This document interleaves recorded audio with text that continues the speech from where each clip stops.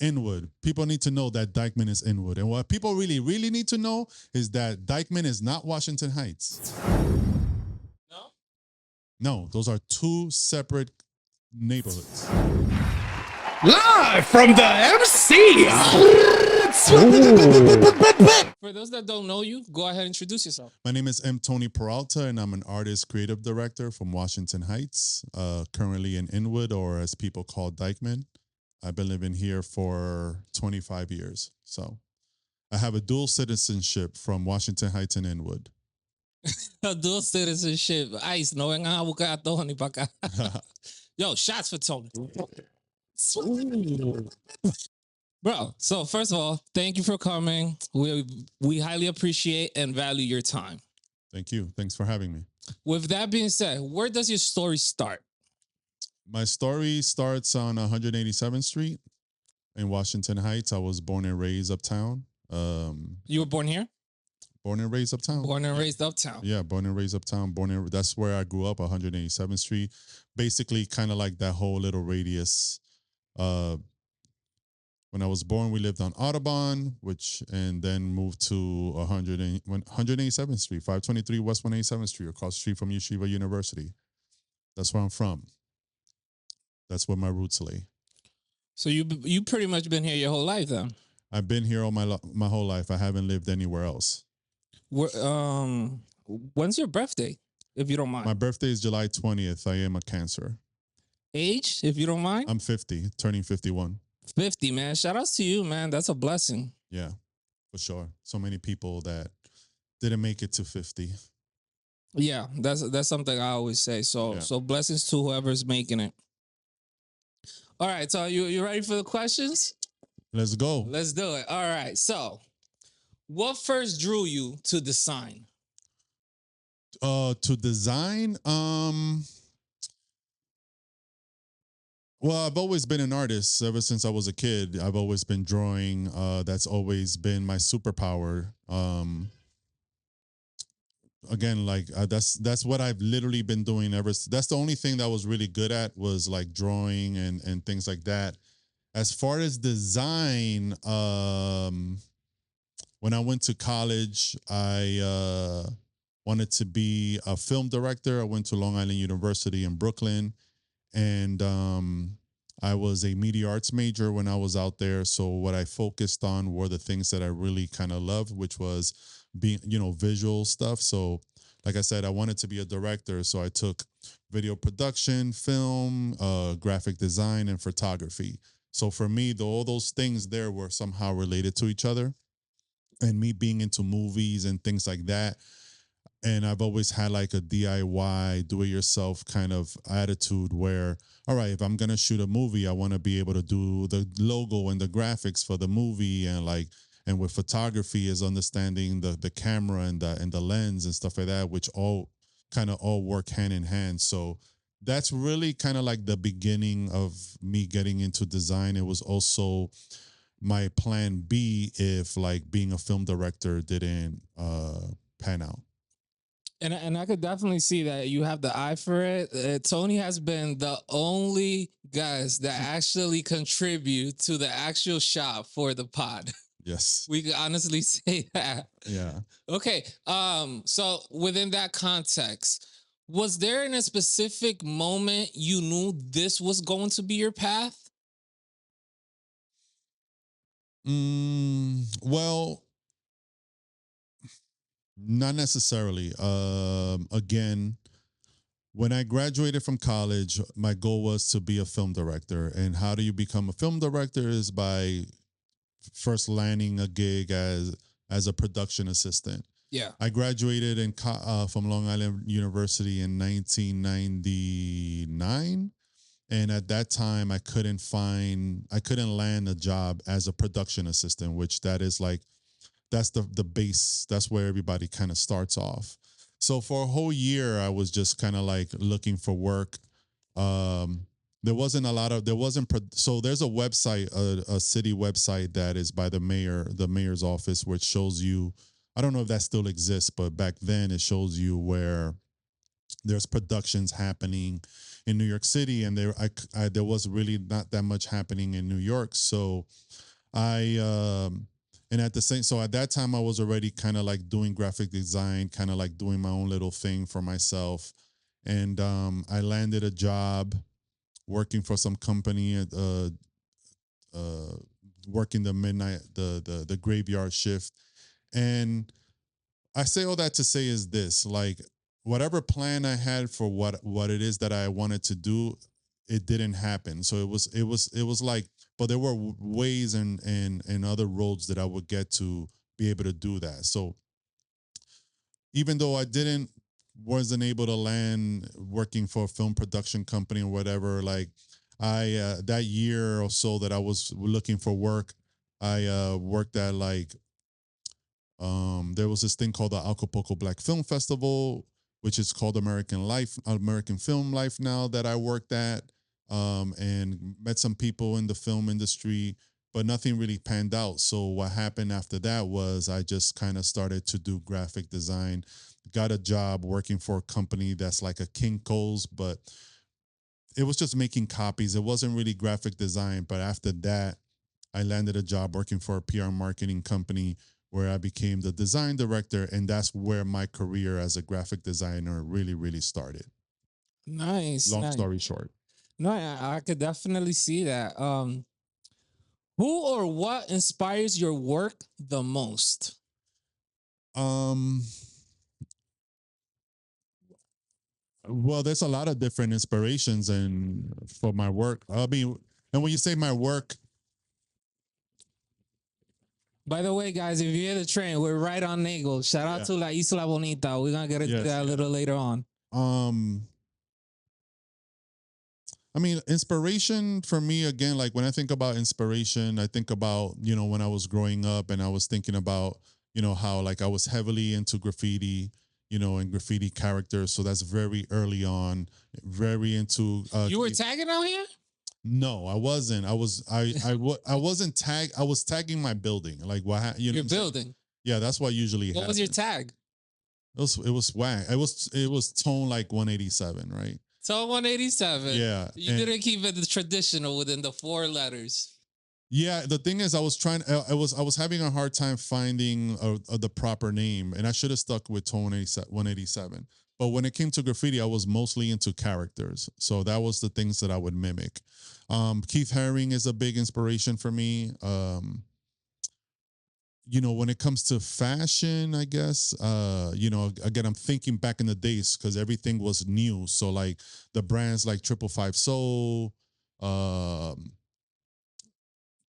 Harkanai, all that stuff. So it's like those are the early inspirations when it came to fashion. And as far as art, a lot of street artists, and Frida Kahlo is my favorite artist of all time. So Who? Frida Kahlo. So Frida Kahlo and Dali and Salvador Dali are my favorite artists.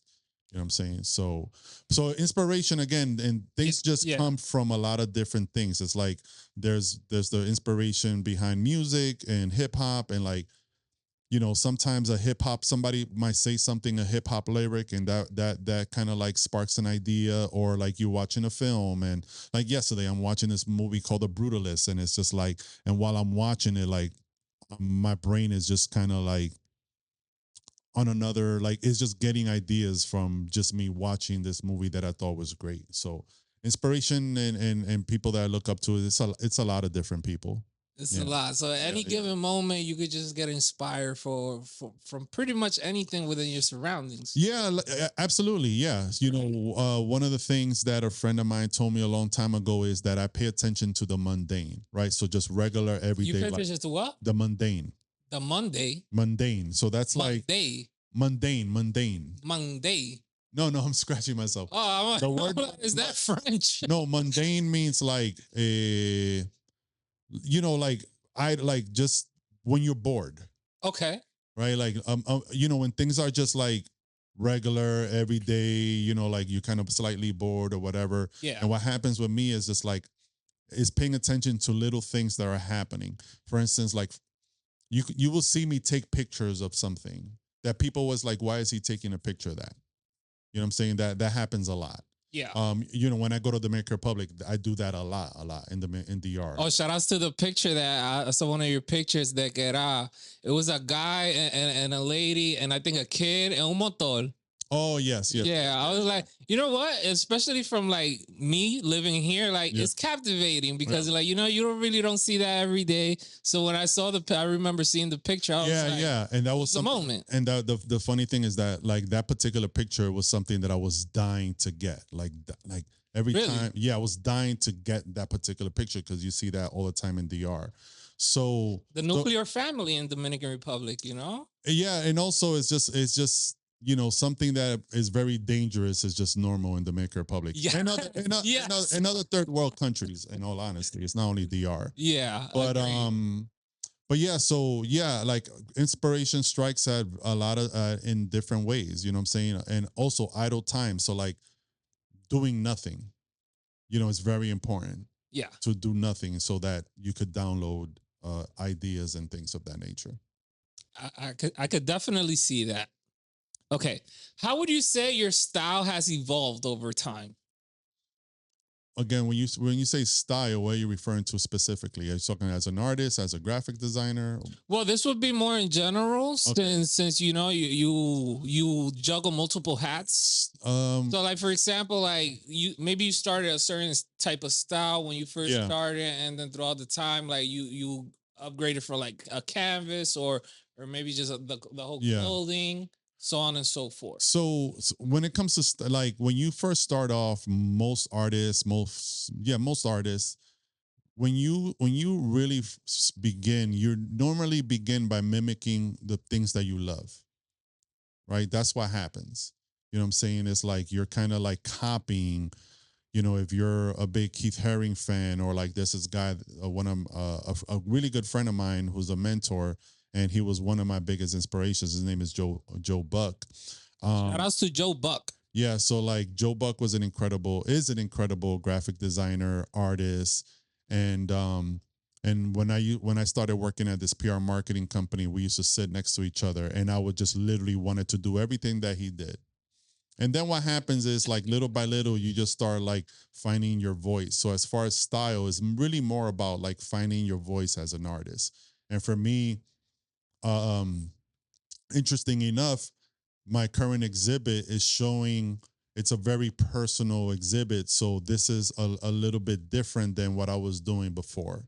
So it's just I think it's just maturity. I think it's just kind of growing as a person, as an individual, and just kind of like moving in a different direction. So the style has definitely changed throughout the years, because you don't want to, for me, it's like, I don't want to, that gets stale. Like it just, doing the same thing over and over again could just get boring and stale. So I really don't want to get bored and stuff like that. So, you just kind of try try something new.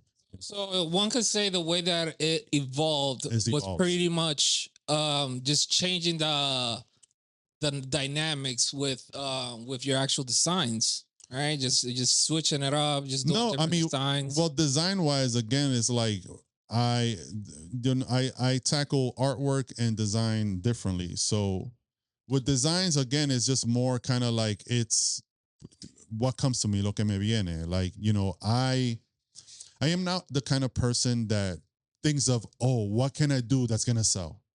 I don't think that way. Oh, okay. I don't think that way. I just allow the idea to come and and I just want to be able to, I want people to say, wow, I want people to say, wow, that's dope. Yeah, that's captivating. Right? Yeah, like, oh my God, that's amazing. You know what I'm saying? So, normally when an idea for me comes and I'm like super excited about it, I normally share with like one or two friends and be like, yo, what do you think about this? And it's like, and if they don't like it or they don't show any excitement, then I'll scrap it or I'll go back. And if I really, really like it, I'll go back and adjust it to a way that I want them to say, to make it a little bit more appealing. No, I want them to say, I always want to impress. I always want to hear from the people I'm showing their work to, that's amazing. And if you're not saying it, I'm going to go back and work on it till I hear that you say, oh my God, that's amazing. So I just heard you now separate the two as far as artwork and design. Yeah. Can you tell us a little bit about the difference between the two as far as your eyes? Well, for me, with design, with like the Peralta Project, which is the name of my brand, is the stuff that I do on that is commercial. It's what I do for a living, right? So there's you still want to create something that is going to appeal to people, Yeah. right? Because you want to buy, because you want to sell, you want people to buy from you. You know what I'm saying? So that's a different way of thinking, right? Like, yeah, you do keep people in mind, right? Like, I'm not gonna make something that is going to offend anybody or anything like that. When it comes to artwork is just is your expression of how you feel, right? So, and like, for instance, this current exhibit that I have, which is called a mixtape of memories. This is literally me going through a timeline of my life, from my parents to me being as a kid to going through my influences, and that right there is just kind of is different because I'm letting people into my world. So those are two different ways of thinking. Okay. Within that same context, would you say can you mention 3 unexpected things that inspire you that people wouldn't think like, "Oh my god, that inspired him?" There's okay. Just something like that you wouldn't expect. No, I get inspired by really great storytelling. So, like, for instance, like, there's a movie called Raising Victor Vargas, right? Victor Vargas. Raising Victor Vargas. Okay. All right, that movie came out, I think, in the either late, I think it's early 2000. And that movie is incredible. And that movie was shot, it's about this guy, Victor Vargas, who happens to be Dominican. It's shot in the Lower East Side. Judy, forgot her last name. Sorry, Judy, but she's in it. Played his girlfriend. It's a coming of age movie, but it's centered around Dominicans. But here in New York City, in the Lower East Side. Well, was that the movie with a kid that starts off in a pool? I think it is. Or, oh my god, that he lives with his grandmother. His grandmother, yes.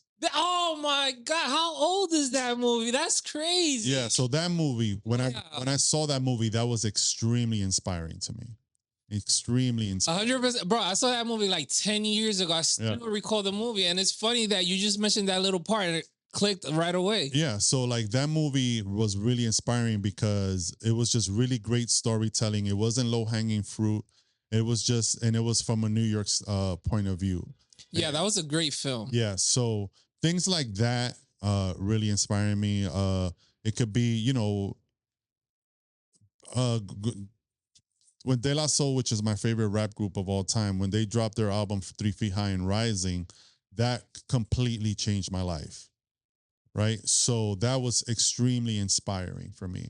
Right. Seeing these guys, the way, like, the music they were making, the way they dressed, the way they thought, they were like these weirdo dudes from Long Island. And it's just like, oh, I found like, because, one second. I don't know if you could hear that. Guys, we're in Dyckman, you know, like we're right off Nagel. But, you know, because I saw myself as somewhat of an outcast growing up, those are people that I was like, oh, that's like my tribe. Yeah. You know what I'm saying? So that was super inspiring to me. So that's music. And then art,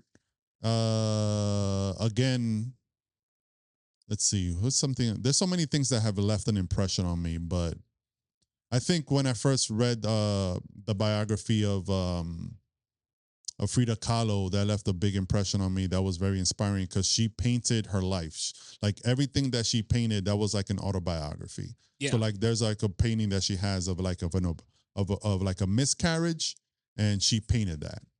You know what I'm saying? So she was very transparent with her life. Wow, how did that image look?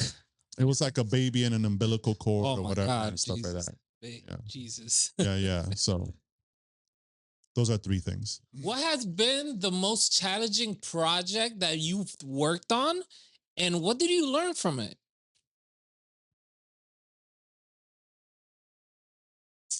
A lot of projects, I'm guessing.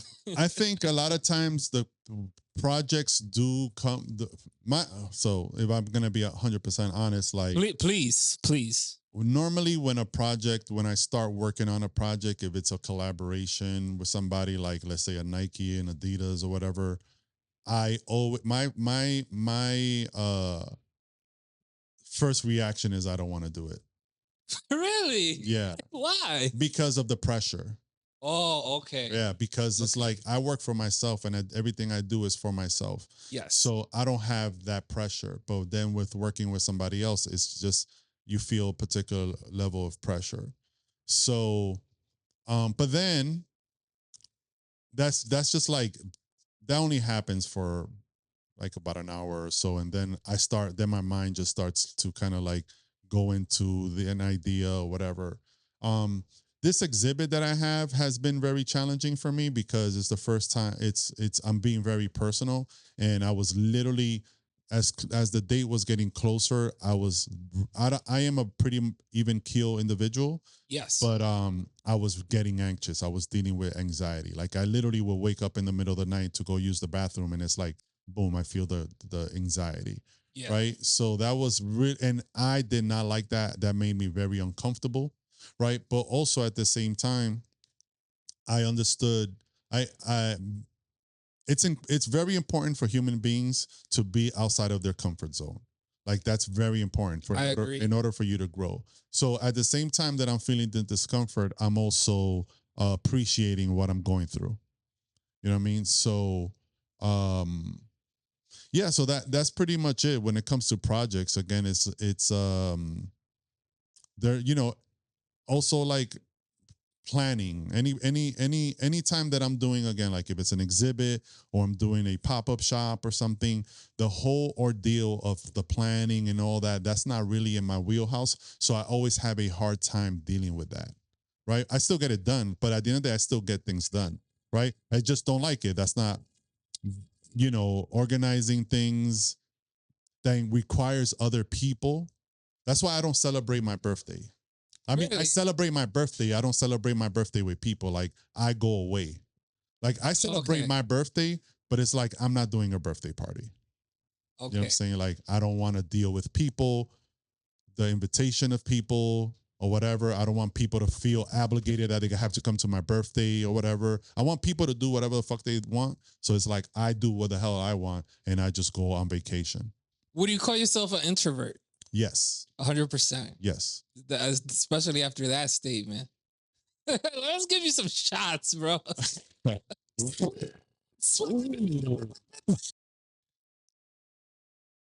Okay.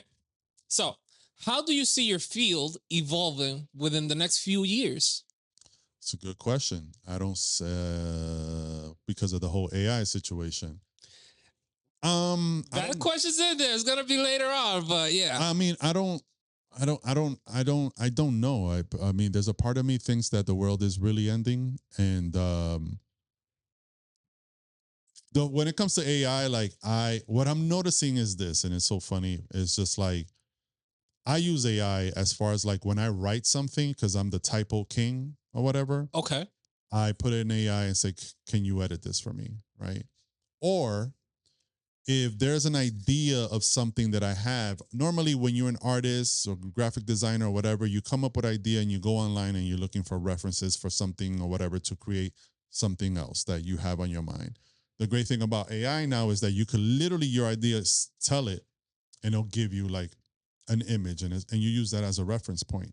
Or like a rough draft. Yeah, it's a rough draft. It's like, perfect, this exactly. And then you work from there, right?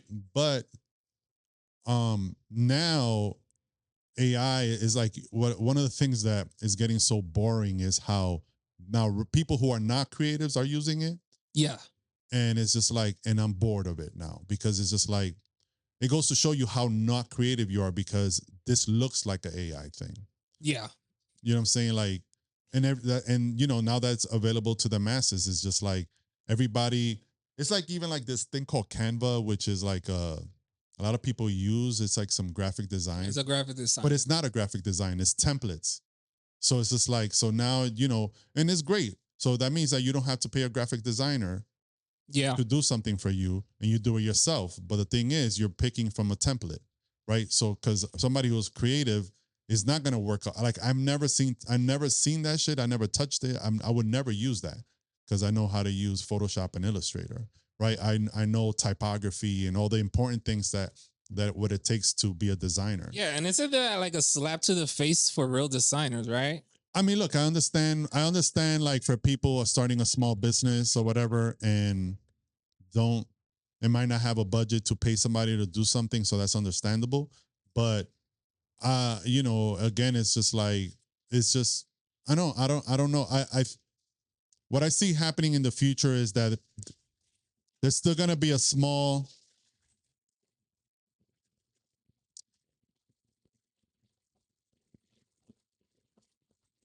Shout outs to the one train. There's gonna be a small group of people that are always gonna want authenticity and like things really done by other artists, right? So like I don't think I ever want to hear music from an AI. You know what I'm saying? And that's something that's being discussed, and it's just like, no, like I don't, I want to hear from Jay-Z. I want to hear from Nas or whoever. I don't want to hear from something that's not real. It's funny. I was just having this conversation with Jason Paulino. He's actually a writer.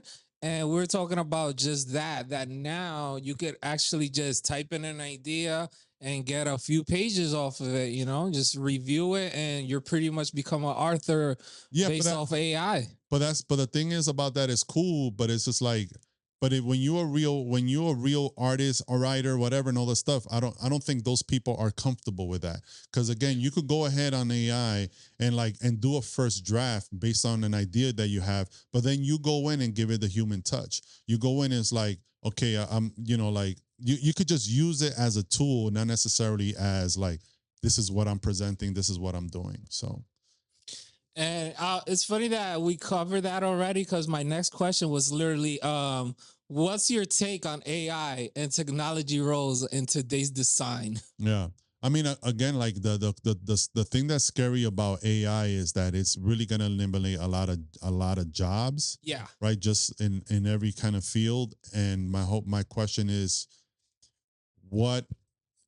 how are people going to make a living? You know what I'm saying? Like, if there's so many jobs that are taken away, how are people going to make a living? Is it going to be some sort of universal, what's that shit called? Like, you're going to get a monthly check from the government. You know what I'm saying? So you could sustain yourself. And also you're taking away people's purpose. So if you're going to have a whole bunch of people just consuming and doom scrolling on their phone with no purpose, and we're not creating anything. So to me, again, that just seems like the fall of society. Yeah, I definitely agree. It's gonna, but like I said, humanity always evolves. So maybe it's taking away from these jobs, but maybe it's gonna create other jobs. Of what? Of being a prompt person? Like that? Time will tell. No, that doesn't make any sense. What is going to be the other job? To be a prompt writer? Well, before we didn't have cars, we used horses. Now people use cars.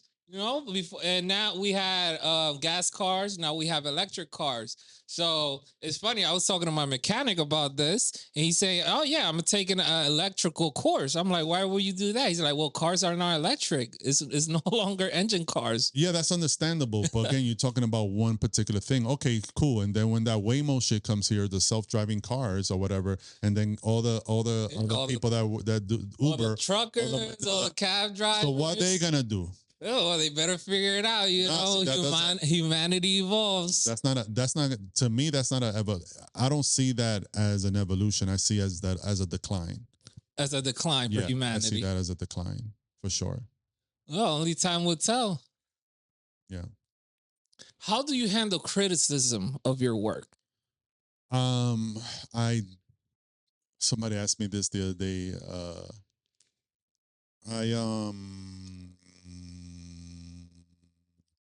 Delete the comment. Oh.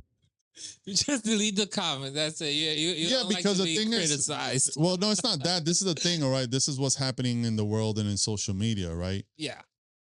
I have never left a negative comment on another artist's page.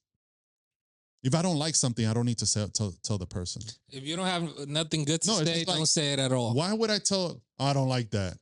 Who fucking cares? Like, I'm not like it. That takes a certain kind of person. The internet cares, Tony. That's what. Okay, that's good. That's what people do. So they can have that. So it's like I am not that kind of person. Like I'm not. If I don't follow things I don't like, right? Yeah. And like, so I'm not going to. Now, if I like, I'm the kind of person that if I saw a movie and it was like this is movie that with Steve Carell and a couple of people that's on The Mountaineer or some shit, and that shit, it is garbage. And I just, on Threads, I was like, this was such a terrible movie. Yeah. Right? But it is, and people know that it's a movie about nothing. Right? That's a different story. But I'm not going to the director's page and be like, yo, that movie you did do, that shit sucks. That shit sucked. Right? Bro. So I'm not going to, I have my opinions, you know what I'm saying? If it's like something like maybe like a page that's posting something, like I remember the other day, they said there was, Spike Lee had a collaboration with Supreme, right? And I left a comment, not on Spike Lee's page, but like High Snobody, one of those fashion things. And I was like, I would have loved to see Spike Lee do the collaboration with a Brooklyn Circus or Savant Studios. Right? Meaning I would have loved to see Spike Lee do it with a black brand from Brooklyn. There's plenty of black brands from Brooklyn that are known as opposed to Supreme.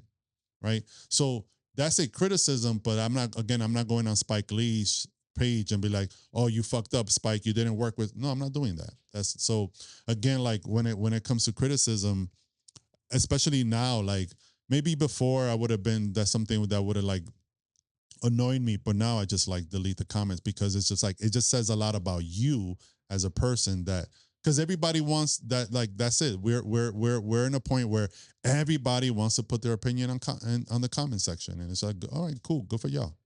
You know, you have nothing else. That's the thing. Again, what kind of like you have nothing else to do. There's a lot of those people. Yeah, a lot. Yeah. A lot of those people. It's funny. I was having this conversation with a close friend of mine. I said, bro, we have the same 24 hours. The thing is that, some people choose to work for those 24 hours. Some people choose to not do nothing for those 24 It's amazing. Even when the time is the same. Even when when I go on the subway, and again, it's just very disturbing where you see everybody on their phone. Right? Yeah. And like, I a lot of times, like I'll go on my phone and play a video game. But I'm always listening to something. I'm always listening to a podcast. And there are times that I just put my phone on my, in my pocket and I just look around. I'm listening to something, right? But like the fact that people are so programmed now with the doom scrolling or whatever, even doing it on the subway where you don't have really Wi-Fi like that, is just kind of sad and it's weird. I'm glad that you mentioned it because I noticed something as well, that a picture on your phone could actually trigger emotion. Yes. Like you could be scrolling through Instagram, see a picture, trigger your emotion, and now all of a sudden you're depressed. Oh yeah. Yeah. A little advice for those people that suffer from this: put your phone down. Delete Instagram. You should not be online. Yeah.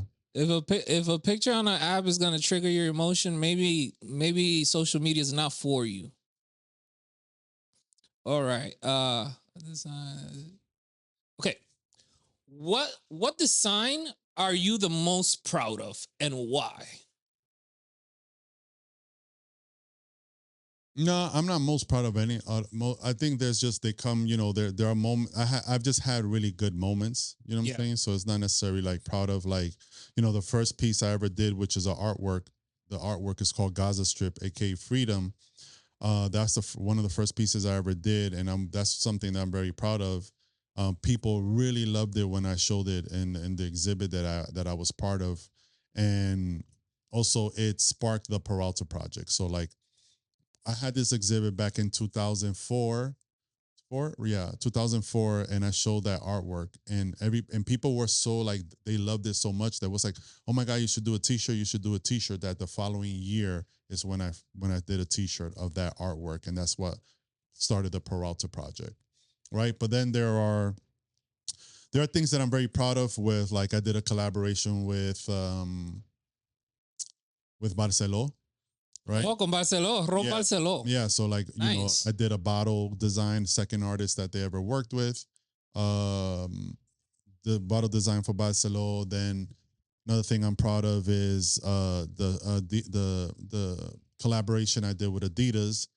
Oh yeah, you did something with Adidas? Yeah, so I had my own sneaker with Adidas. Really? Yeah, and it was named after my mother. My mother passed away 10 years ago this year. Sorry to hear that. Yeah, thank you. So that was like an homage to her. I have an artwork. One of the my Celia Conrolo art piece is part of the Smithsonian in DC. Your what? My Celia Conrolo. Celia Conrolo. Yeah, Conrolo. One of the artworks that I have is part of a museum. Like it's owned by a museum. What was so the museum bought that piece from you, and they have this is really cool, man. Yeah. So those are all different moments. The whole Conrolos idea, is that like an original piece from you? Because I recall seeing like a couple of different female artists, pero Conrolo, it kind of just turned into this thing. I don't know. You mind talking about that a little bit? I don't know. I did my Doña Conrolo back in 2011. I had an exhibit called Complejo. Okay. Right? And people really gravitated towards that artwork of this woman in hair rollers. And then a couple of years later, I came up with the idea of the rolos and icons. And after that, yes, there's been a lot of other people doing rolo stuff. But I'm just from my timeline. In 2011, I did one thing. And then 2015, I had my exhibit, rolos and icons. And that really kind of put me on the map. So you take that for what you take whatever you want from that. Like I don't know other like yeah. So yeah. No, but like as far as I know, that's an original Peralta idea. I mean, the thing is, I don't recall seeing that anywhere else. There are things that I've done that a lot of people are doing now. So good for them. But it was originally Peralta. No, no. You don't want to take the credit? No, it's not that. It's just it's just whatever. a humble artist. No, it's like, people, it's people have a hard time admitting what things they were inspired by.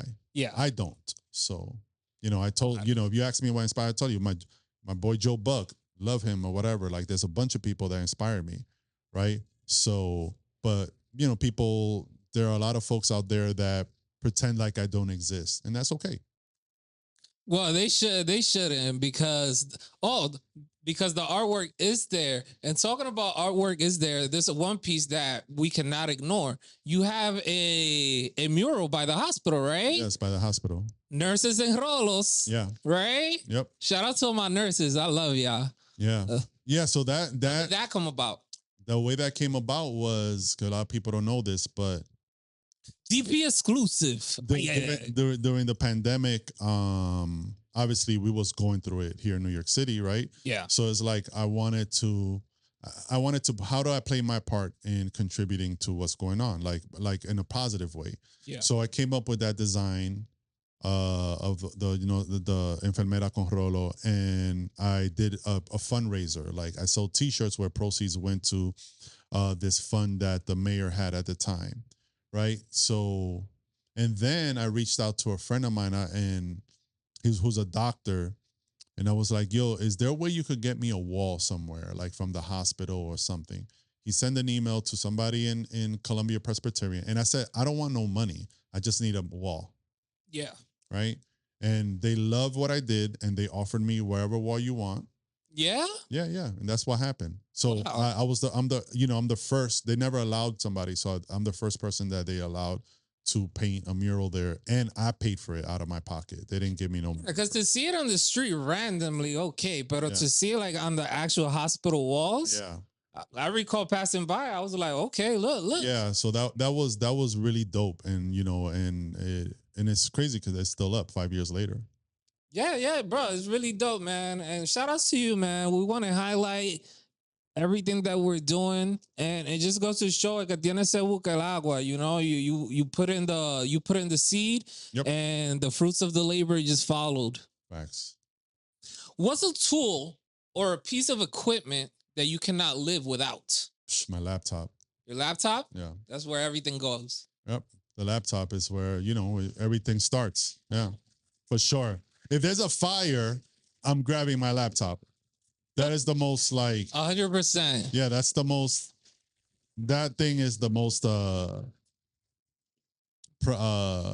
it's priceless for me. We could definitely agree on that one because I'm crazy with my laptop as well. Yeah. Okay. So, Peralta, can you tell us just more in general? Can you just walk us through a little timeline? Yeah. As far as your art, where life has taken you, moments within your trajectory that basically molded you, and just basically things within your timeline that we want to highlight, that things that basically mold you as an artist, everything that happened to bring us here. No, so I mean it all starts with, school, like as far as one of my earliest memories was my first day of kindergarten class. Really? Yeah. Yeah, it's my first day, and I remember this specifically because I got in trouble because I was attracting too much attention to myself because I was drawing the teacher. Oh wow. Yeah, so I kind of got in trouble for having too much attention come to myself. And all throughout the years, things that played a part in my experience and myself is just kind of my school years, PS 189, 143, and Dubs. I wasn't. Oh, you went to G Dubs? Yeah. Ideals for me. Yeah. So I wasn't always the best student, you know what I'm saying? But the only thing throughout those years was the only thing that I was good at was drawing, right? So that's always been my quote unquote talent. So even when I was in PS29, I used to be part of some program that they would take me out of the class and take us to the library. And there was a group of us that they would teach us art. And then in 143, I was in a talent class. So if your class number had a T on it, meant talent. So either you was being in art or music or orchestra. So even that. So I have in the exhibit, I actually have my report card from junior high school, and it's all red. You know what I'm saying? The only thing is I got an 85 in art. And then when it comes to Dubs,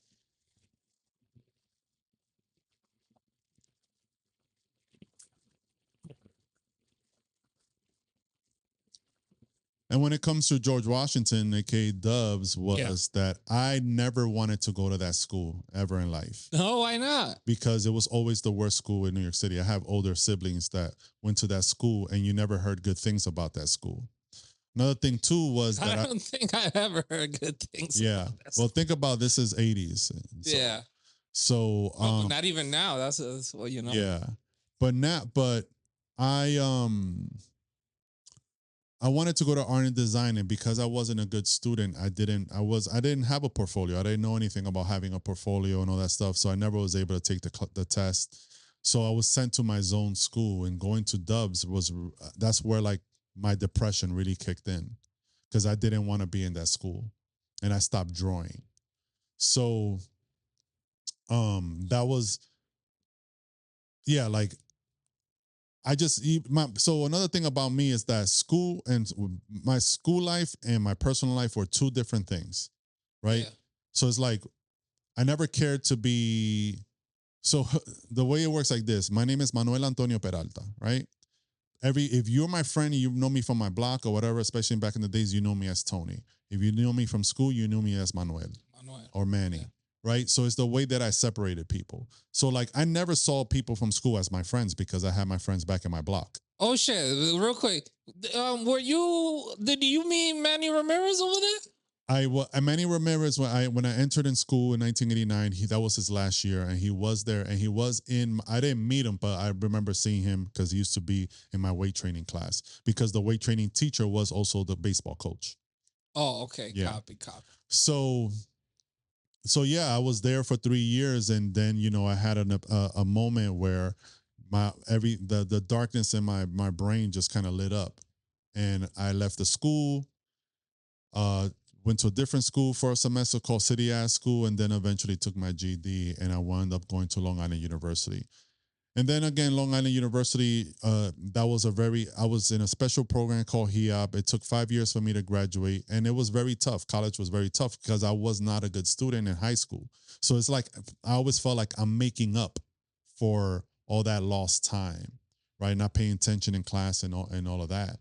So those are little like moments where like add to like the evolution of who I am, right? One very pivotal moment in my life was the passing of my mother, which was in 2015. And the thing about 2015 was nuts is that 2015 was the worst and best year of my life. Worst and best year. I lost my mom in May, and like I had an exhibit. And throughout the whole time that my mother passed away from cancer, pancreatic cancer, and I would take her to her visit to sorry to hear that, bro. Yeah, no worries, man. Thank you. I would take her to, I was the only one taking care of her because my siblings live in Florida. So it was very intense dealing with that because you see your mother disintegrate. And the only thing that I had that gave me somewhat escapism was art. So I was working. So at the same time that I was going through this and taking my mother to the hospital or whatever, I will also go to the studio and I started working on the rolos and icons. That's when I started working on it, right? I was creating these pieces at the same time. And so my mom passes away in May. This is a crazy story. We're here for it, man. Have you ever heard of Alto de Chabong? Alto de Chabong. That's like a coliseum in DR, something like that? It's a coliseum. It's an art school. Oh, okay. Chabong, yeah, like that. DR, right? Yeah. Okay, Alto de Chabong. Yeah, you've always heard that. Yeah, so I've always wanted to teach like a workshop or something at Alto de Chabong, right? Okay. Right. So the day my mom passed away, which was a Friday, a Thursday. No, yeah, Friday. The director, because I have been working on this and a friend has been helping me out trying to get to do this thing. The director of Chabong was anyway, so the day that my mom passed away. Thursday, Friday, yeah. Friday. You know, it's like it was Thursday night. So it's like that Friday morning, I get an email from the director from Chabong who was in town. Okay. And she was like, hey, I'm in town for one day. Are you able to meet? Wow. And it's something I really wanted to do. So I was leaving to DR the next day. And I went. I was in the I was in the subway. I put on my sunglasses and I was crying the whole way down. And I went and I went to speak to the lady and I got the gig. So that goes to show you like the duality of like I'm crying on the subway on my way.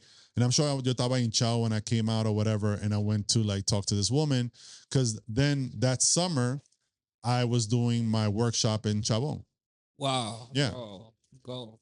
So then when I come back from Chabong, because I was in August, and crazy enough, Chabong is a beautiful place. And it's like, it's one of these things that's just like, my mom was looking out for me because the first day that I got there and I slept, and Chabong is beautiful, I dreamt of my mother. The first day that I slept in when I got to Chabong.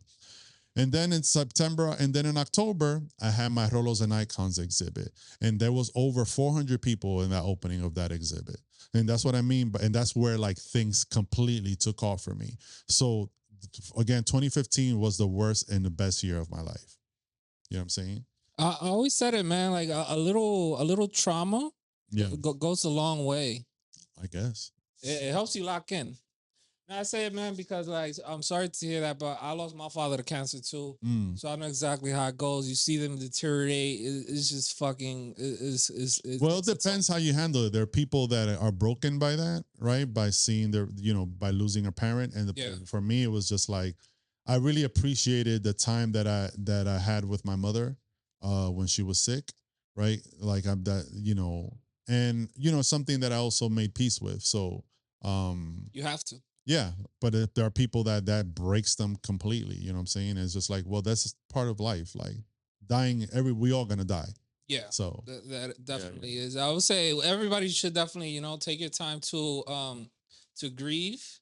Yep. But definitely, the bounce back has to happen at some point. Absolutely, for sure. So yeah, so then after that, like it was just, things just really kind of like started really just kind of took off after doing whatever I was doing for such a long time. And then well, that's one of the defining moments for you. Yeah, for sure. And then 2017 I opened up Taller Peralta, the store that I had on Henshaw.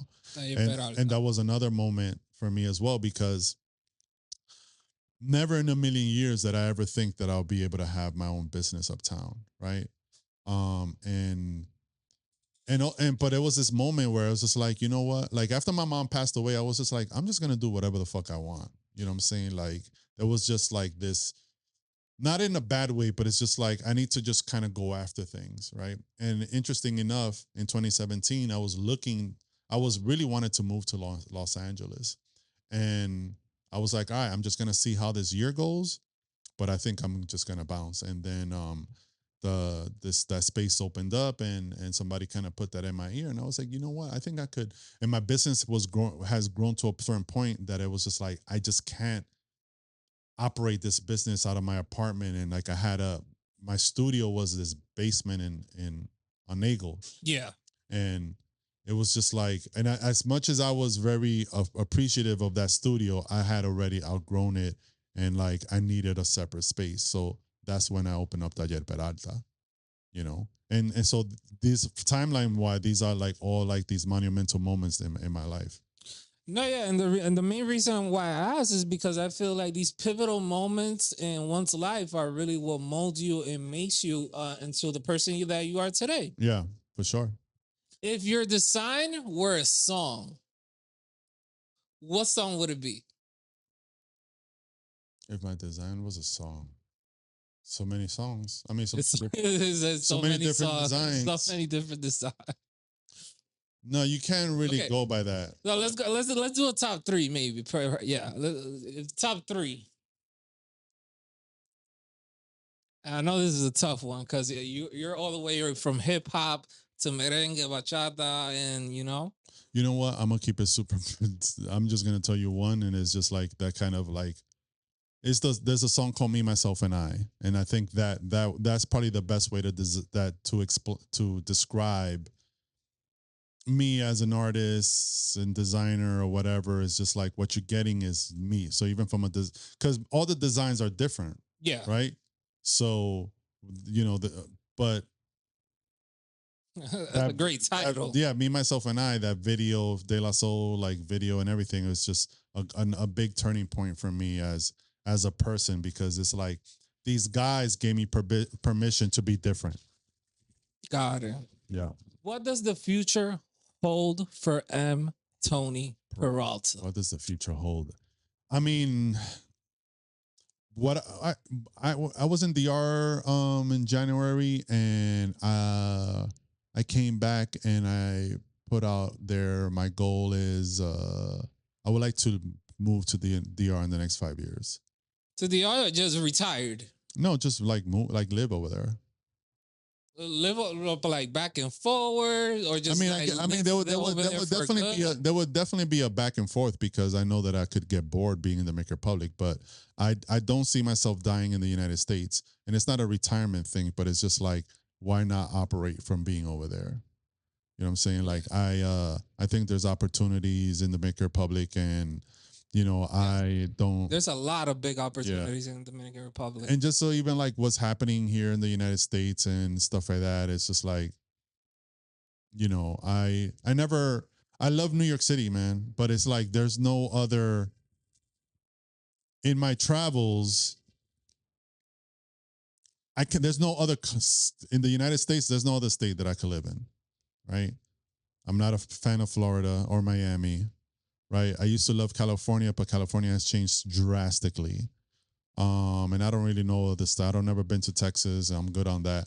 But I always love Europe. You know what I'm saying? I love like Spain and Portugal and Italy and places like that. Even Japan. When I went there, I was like, this place is incredible. Okay, you've been to Japan? Yeah. Cool. But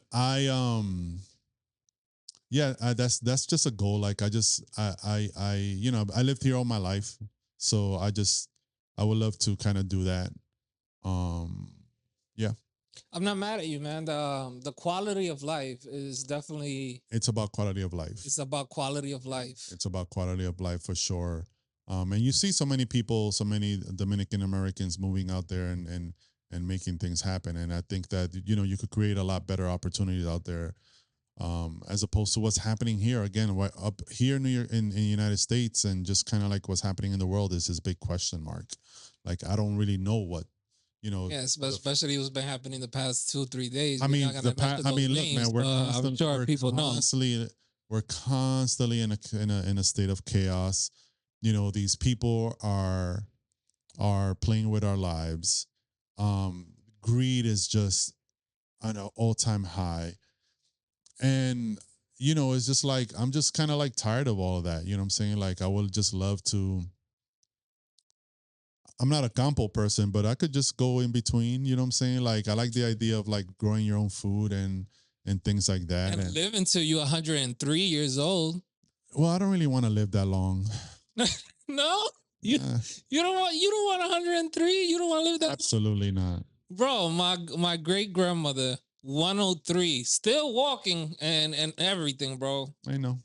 I'm good. Eating that fresh, just pick the juke out. We just killed the chicken. We just got the milk. No, I was having a conversation about that. And the thing about people, and there was something that I was watching about centenarians, people who are over 100. Yeah. There was like a little doc about it. And it's just like a lot of these people were saying like, yo, it's just like all your friends died. So you're just kind of here by yourself. And I was like, you know what?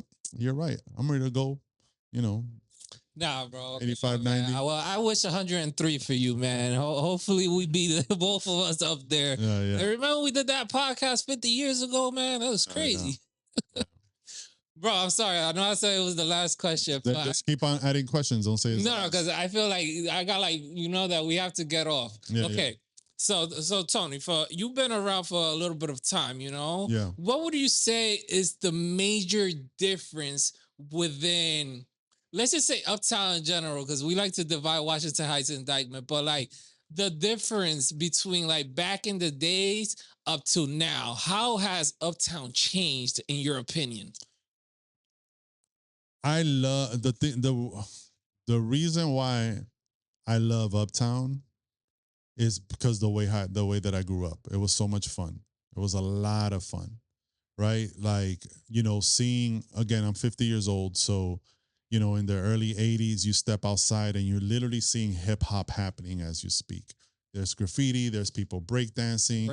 You know how to breakdance? I used to. What? Right? There was like the, you see the dudes dressed with the sheepskin and all of that. And also it was just like, there wasn't that many Dominicans here, right? It was like in my building, there was Puerto Ricans, there were people from Honduras and stuff like that. And in the neighborhood playing Cubans, Irish. Yeah. Well, yeah, there was Cubans, maybe Irish here in Inwood, but over there, like there was Greeks. Again, I grew up across the street from Yeshiva University, even though they ain't not playing with us, but I'm just saying. But yeah, that was like another thing too. Like for some reason, the Irish were in Dyckman, not in the Heights. This was an Irish neighborhood. Yeah.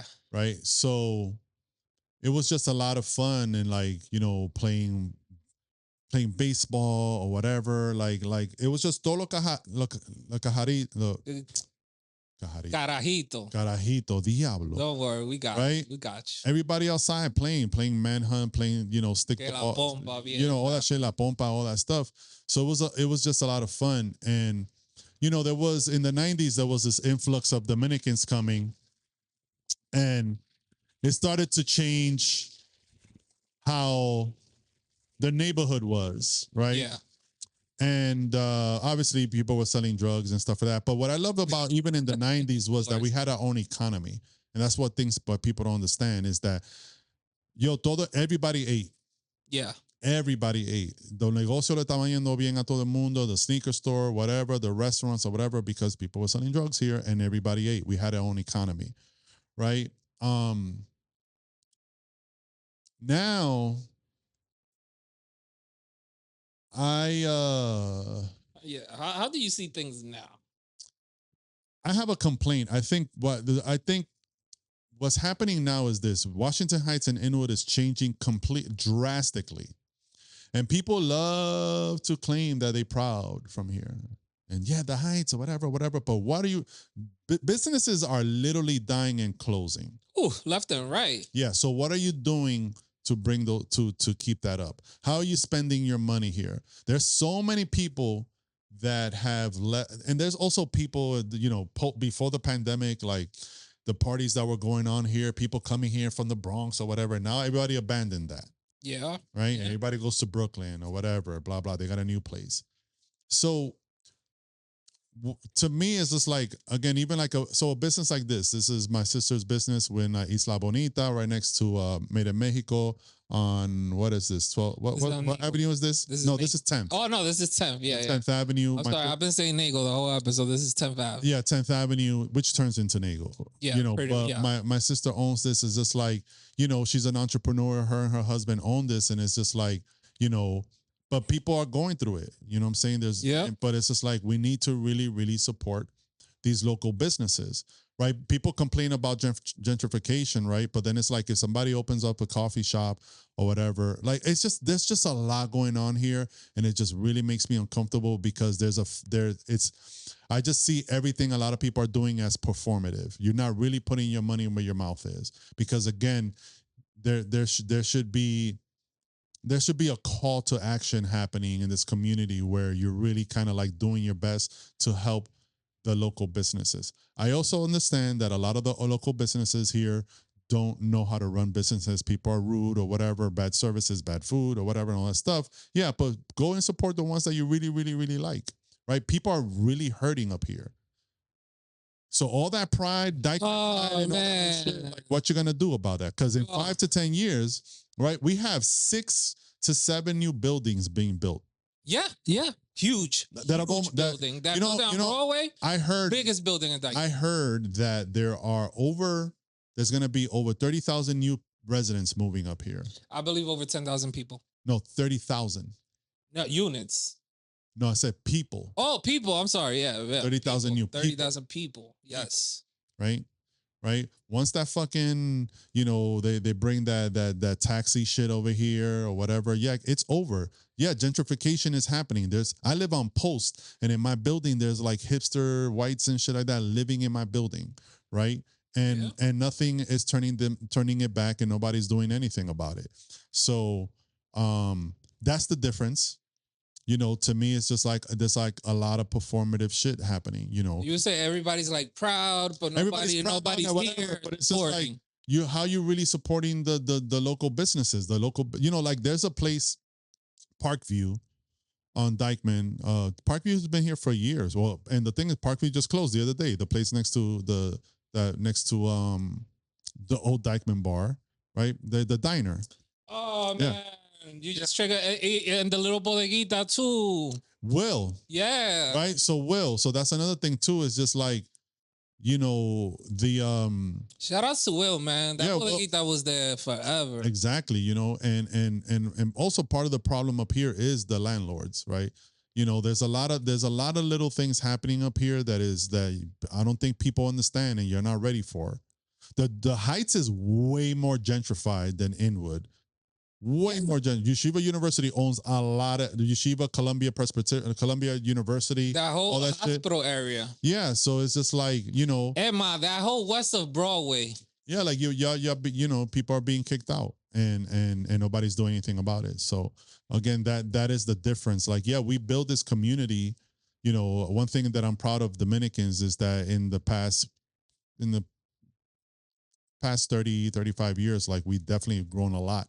As a community, Dyckman used to be industrial. Like there wasn't anything going on there, right? So and that Dyckman strip looks crazy now. Yeah, and it's like those people are hurting. Those people on the Dyckman Strip are hurting. That those businesses are not doing. Fucking moved Dyckman Express to under 809 now. Yeah, man. So that was a big blow. They put Wingstop there. Yeah, you got these corporate. Yeah, exactly. It's like this guy. It's like there was people make I heard that when Little Caesar opened up, there was this huge line for Little Caesar, and it's just like, but Johnny's Pizza is right there. Yeah. There's Johnny's Pizza, there's Grandpa's Pizza, which is actually better pizza. I fucking love Grandpa's Pizza. Yeah, it's better pizza. So people will sell you out for a cheaper price, but don't complain when nothing is around here in the next 5 years. I remember there was a Little Caesars here on 207 and they closed down, but this was the one on 207. Nobody was. This was like 8 years ago, something like that. Yeah, I know. But now the one over here, the one on I think that's where the old meat shop used to be. No, that used to be the old pizza shop. Oh, okay, yeah. That was the pizza shop. A pizza shop got replaced by another pizza shop. By another pizza shop. Corporate pizza shop. Jesus, fuck. Yeah. You know what I'm saying? So, I think people need to be a lot more conscious of how they spend their money up here. Or they should come and spend their money. Yo, Grandpa's or Johnny's? Johnny's. Ooh, shots. I like Grandpa's, but I like Johnny's. I like both. I like both. It's a tough one. Maybe we'll do a reel about that one. See who has the best pizza in Dyckman. Right? Yeah, Johnny's or Grandpa. That's what I mean. Those are two different styles. There's a thin, completely different. Grandpa is thin slice and whatever, and brick oven, and Johnny is Johnny's. Have that uniqueness that is an institution from the beginning of time. Johnny's. Yeah. Tony, one thing I want to bring up. Do you know Apartment 78? Yeah. The Que Lo Que parties? Yeah. Because I always see the brand at the parties. Apartment 78. At the Que Lo Que parties. You see my brand? Yeah. Oh, okay, got it. Yeah. Are you friends with I don't know the guy's name. Jose, yeah. Oh, Jose. Because I remember oh my God, it was so long ago. Those Apartment 78 parties. Would you say Que Lo Que is part of the culture? No, absolutely. Absolutely, right? I mean, the culture of Uptown? Yeah. Yeah, absolutely. It's the only típico party I know of. It was the first. It's the only one I know of. I don't know if there's people any try to do it, but it was the first that was doing up here. You know what I'm saying? Apartment 78. There was. I designed the logo for Apartment 78 when it was Bodega Pizza. I designed the whole thing. So you guys have been cool for a minute. Yeah, we did a block party we did 2 block parties. We did a block party. Okay. On Dungan. I forgot the year.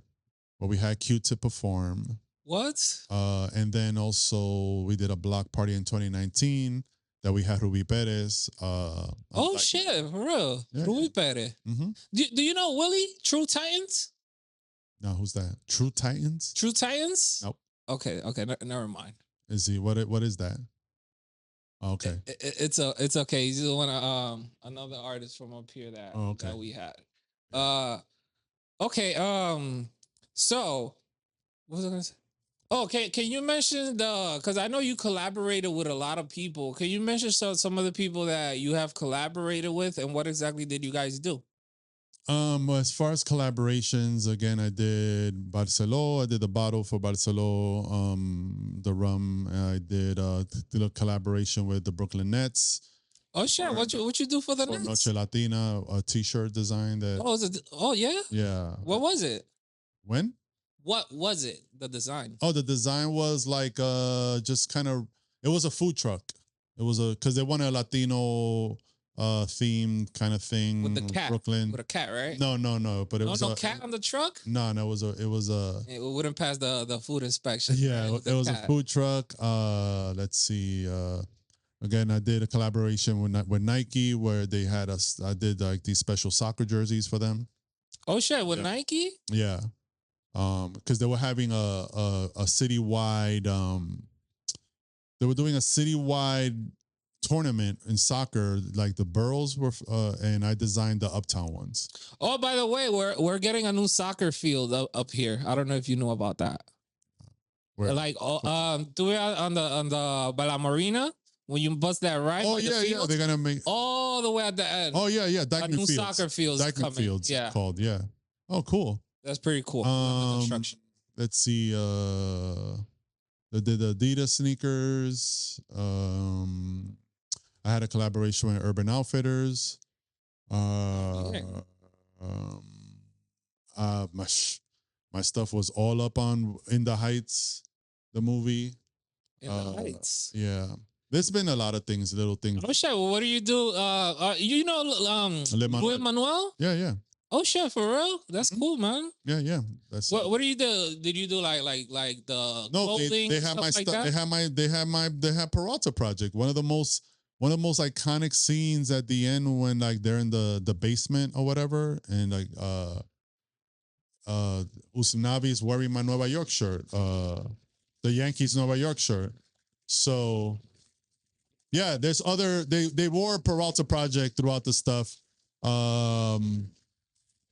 There's just been a lot of I've been it's been an interesting ride and an interesting 20 years of like doing this stuff that definitely had a lot of moments of really cool shit happening. So yeah, it's Have you collaborated with any local like artists worth mentioning? A local artist like what?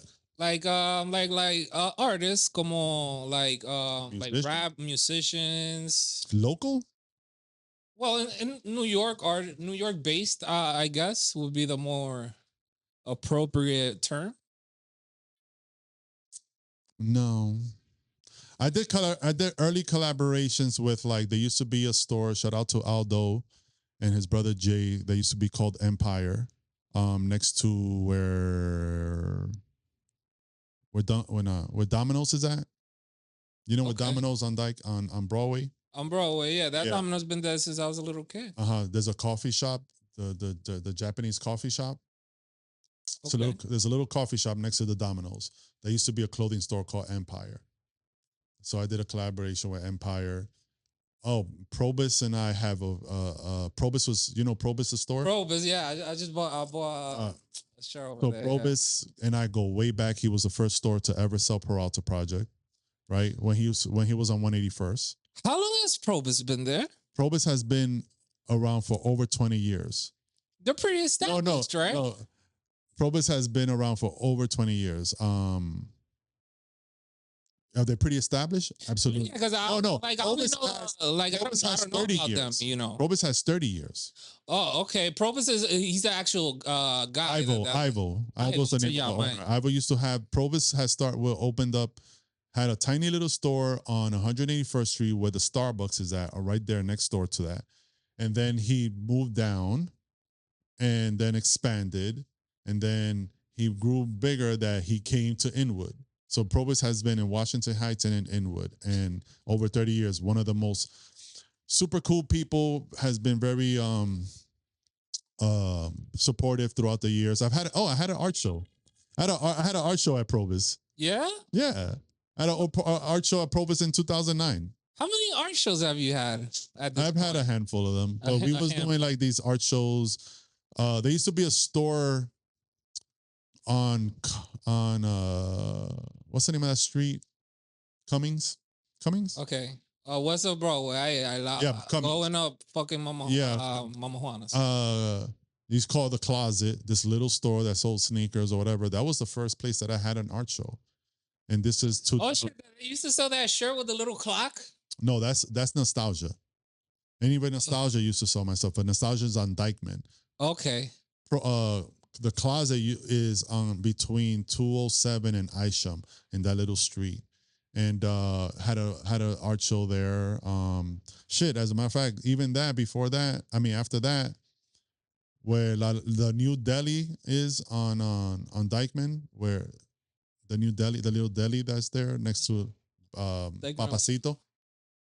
There's a new deli that opened up. Next to Papacito. Okay, yeah. It's the cheesesteak deli. That place used to be called Nostalgia. Not Nostalgia. That place used to be called aphrodisiac. And me and a friend of mine, we did a whole installation in that place. So like, there's been a lot of things that we've done that has been done in Uptown that a lot of people don't know. People of your age that we've been doing this shit. You know what I'm saying? So that's why this episode is so important. Yeah. Even the whole Uptown Collective stuff that was started by me and myself and my friend Leo. You said Uptown Collective? Yeah. What do you mean? The website. The website? You've heard of it before? The Instagram. I heard that. Yeah. Oh, it's the same thing? It's the same thing? Yeah. So it's like a blog, a neighborhood blog. That's something that we started back in 2005 or 6. Oh, okay. Okay. Yeah. Shout outs to them. We did a collaboration for the Dyckman Run Club. I remember that they featured one of our reels on their page. Got it. Yep. So they're very specific on what they wanted, but shout outs to them. Okay. Well, yeah. Well, that was something that was started by 2 other folks. All right. Cool, man. Yeah. Tony, anything that you might want to personally add or highlight? This is your time, man. No, I mean, no, not at all. Thank you for having me. Just check out the Peralta Project, on Instagram, the website. I'm always gonna represent the culture. The culture. And that's just, and I'm gonna say that in a very vague way. Check out the check out people find you. Go to the website, the clothing, the IG, and more specifically, anything that you might be selling. Like if you're selling anything, I'm always selling something. You're always selling. Go to the website, PeraltaProject.com. There you go, Peralta Project. And then the Instagram, Peralta and Peralta Project, but the project has no vowels, so it's PRJCT. And that's pretty much it. That's what you see what I'm doing. I'm always doing some shit, so it is what it is, You're always working on something. I'm always working on something. All right. Always. Cool. If I don't work on something, then I might as well be dead. Let's go, man. Guys, you heard it here first.